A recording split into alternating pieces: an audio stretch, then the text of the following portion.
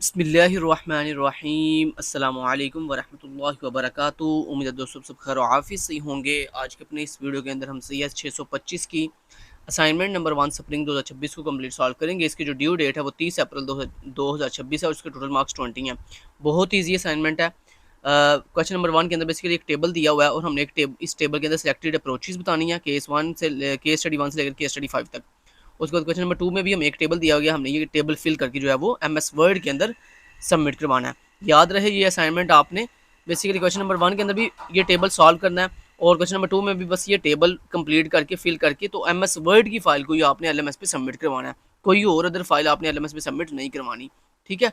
सो दोस्तों यहाँ पे देखें जो पहली केस स्टडी है, सबसे पहले मैं आपको ये बता दूं इसमें बेसिकली उन्होंने पूछा क्या हुआ, उन्होंने बोला कि आपने हर केस स्टडी को गौर से पढ़ना और बताना है कि किस केस स्टडी के अंदर सेंट्रलाइज्ड सिस्टम यूज होगा, अप्रोच यूज होगी, और किस केस स्टडी के अंदर डिसेंट्रलाइज्ड अप्रोच यूज होगी। दोस्तों याद रहे सेंट्रलाइज्ड अप्रोच का मतलब ये होता है कि आपकी कंपनी के तमाम फैसले एक ही जगह से होते हैं, यानी हेड ऑफिस से होते हैं। हेड ऑफिस के अलावा किसी को ये इजाज़त नहीं है कि वो किसी भी तरह का कोई डिसीजन ले सके।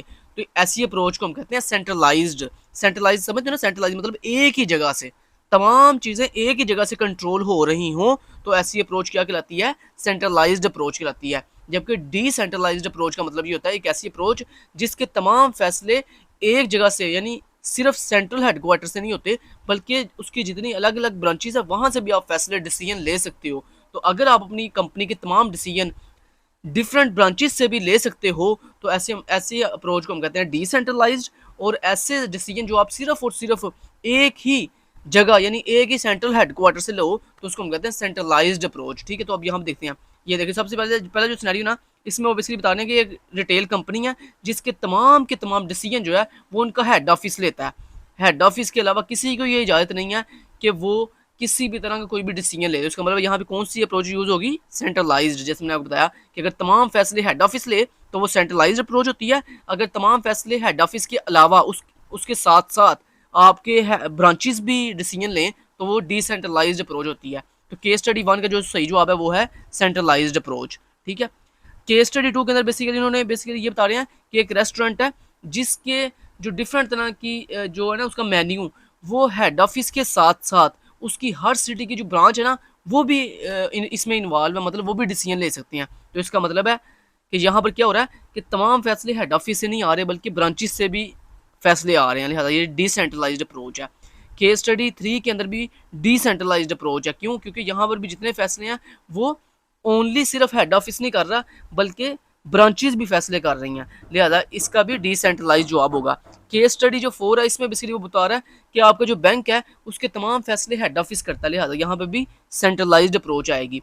केस स्टडी जो 5 है इसके अंदर आपके फैसले ओनली हेड ऑफिस नहीं करता बल्कि उसके ब्रांचेस भी कर रही हैं, लिहाजा यहाँ पे भी डिसेंट्रलाइज्ड अप्रोच आएगी। तो यानी पहली केस स्टडी का जवाब है सेंट्रलाइज्ड, दूसरी का जवाब है डिसेंट्रलाइज्ड, तीसरी का जवाब भी है डिसेंट्रलाइज्ड, और चौथी का जवाब है सेंट्रलाइज्ड, और पांचवी का जवाब है डिसेंट्रलाइज्ड, ठीक है। उसके बाद उसने नेक्स्ट हमें क्वेश्चन नंबर 2 में उसने बताया हुआ है कि आपके पास 5 सिनेरियो हैं। अब आपने हर सिनेरियो के आगे लिखना है कि ये कौन सा मैनेजर इस सिनेरियो को हैंडल करेगा। अब यहाँ पे 4 मैनेजर्स हैं, project manager, production manager, general manager और कॉर्पोरेशन मैनेजर। दोस्तों जो प्रोजेक्ट मैनेजर होता है ना इसका काम होता है प्रोजेक्ट से रिलेटेड जितनी भी चीज़ें होती हैं ना, आपका गैंग चार्ट, आपके प्रोजेक्ट का डिसीजन लेना, आपके प्रोजेक्ट की टाइमलाइंस, ये सारी प्रोजेक्ट मैनेजर की जिम्मेदारी होती है। प्रोडक्शन मैनेजर की जिम्मेदारी क्या होती है कि जो आप डेली बेस पर जितनी प्रोडक्शन करते हो ना उसकी तमाम की तमाम रिपोर्ट्स जो है प्रोडक्शन मैनेजर के अंडर में होती हैं। जनरल मैनेजर वो होता है जो कंपनी की तमाम डिपार्टमेंट्स को मैनेज करता है, वो किसी एक स्पेसिफिक डिपार्टमेंट को मैनेज नहीं करता बल्कि तमाम डिपार्टमेंट्स को मैनेज करता है, तो वो होता है जनरल मैनेजर। और कॉर्पोरेशन मैनेजर उसे कहते हैं जो आपकी कंपनी की लॉन्ग टर्म डिसीजन लेता है कि ये कंपनी इतनी देर के लिए ये वाला डिसीजन फॉलो करेगी, इतनी देर के लिए ये वाला डिसीजन फॉलो करेगी, तो उसे हम कहते हैं कॉर्पोरेट मैनेजर।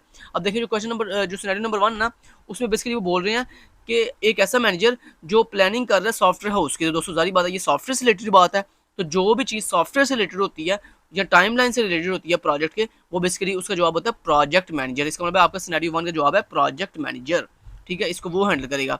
उसके बाद दूसरे में वो बोल रहे हैं ओवरसीज ऑल डिपार्टमेंट्स। तो जब ऑल डिपार्टमेंट्स की बात आई तो इसका मतलब यहाँ पर कौन सा मैनेजर होगा, जनरल मैनेजर होगा। सिनेरियो 3 के अंदर basically execute decide the long term directions, मतलब जैसे मैंने आपको बताया था कि अगर कंपनी की लॉन्ग टर्म डायरेक्शन लेनी हो, डिसीजन लेनी हो, तो वो किसकी जिम्मेदारी होती है? कॉर्पोरेशन मैनेजर की, कॉर्पोरेशन मैनेजर की। तो यहाँ इसका जवाब होगा कॉर्पोरेशन मैनेजर। जबकि सिनेरियो जो 4 है, इसके अंदर वो बता रहा है कि आपके प्रोजेक्ट का जो गैंग चार्ट ना, उसको बेसिकली टूल्स के साथ जो है डेवलप करना, तो ये किसकी जिम्मेदारी होती है? प्रोजेक्ट मैनेजर की। तो इसका जवाब है प्रोजेक्ट मैनेजर। उसके बाद सिनेरियो 5 के अंदर वो बेसिकली बता रहे हैं कि आपकी जो डेली प्रोडक्शन हो रही है, तो आपको मैंने अभी बताया था कि अगर डेली प्रोडक्शन की बात हो रही है, तो फिर वो किसकी जिम्मेदारी होती है? प्रोडक्शन मैनेजर की। तो लिहाजा इसका जवाब सिनेरियो 1 का जवाब है प्रोजेक्ट मैनेजर, सिनेरियो 2 का जवाब है जनरल मैनेजर, सिनेरियो 3 का जवाब है कॉर्पोरेशन मैनेजर, सिनेरियो 4 का जवाब है प्रोजेक्ट मैनेजर और सिनेरियो 5 का जवाब है प्रोडक्शन मैनेजर। अब मैं आपको इसका सोल्यूशन भी दिखाता हूँ, आपने बनाना कैसे। आपने एक एमएस वर्ड की फाइल बनानी है, उसमें ऊपर हेडिंग देनी है। आपने क्वेश्चन नंबर 1 सोल्यूशन, उसमें आपने क्वेश्चन नंबर 1 का जवाब लिख देना है। सेंट्रलाइज, पहले केस स्टडी 1 का जवाब है सेंट्रलाइज्ड, फिर डिसेंट्रलाइज्ड, फिर डिसेंट्रलाइज्ड, फिर सेंट्रलाइज्ड, फिर डिसेंट्रलाइज्ड। ये आपका क्वेश्चन नंबर 1 का सोल्यूशन है।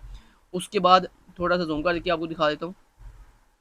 लो जी, ये आपके क्वेश्चन नंबर 1 का जवाब है।